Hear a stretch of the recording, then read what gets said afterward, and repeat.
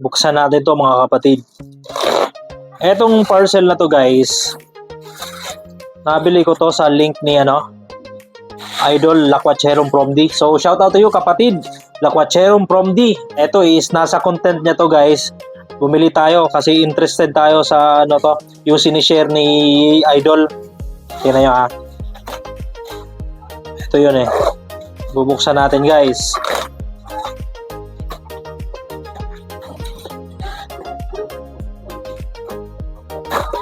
Ito yun guys Diba yung mga typical natin na mga gamit is yung twisted, yung parang threaded type pag naghihigpit tayo. Pero ito naman ini-introduce niya is grip lang, grip. Ayan guys grip. So saktong-sakto to. Pagka yung area mo is talagang masikip na, yung area mo, yung mga kable mas para congested na. So mas makakagalaw tayo guys na maayos. Tingnan nyo to. Ayan astig. So abangan natin. So yun, salang natin to. One of these days pag may mga latag. Pero sa ngayon wala muna tayong latag dahil sa matindi yung ulan dito ngayon sa area natin. Safety first muna tayo. Pag medyo okay na yung weather, try natin to.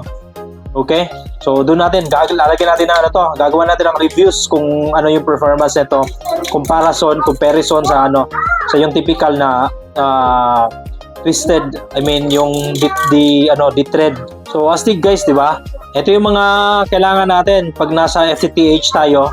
So click nyo na sa link ni Boss Idol Laquacherum Promdi. Pwede din kayo dito sa link natin. Maglalagay din akong link dito kung saan tayo pwedeng bumili nito guys. So yan, once again kapatid, Laquacherum Promdi.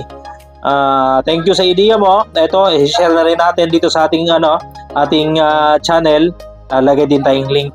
So sa mga interested, check out nyo na guys. Murang-mura lang, affordable, yet yung performance kailangan meron tayo na ito.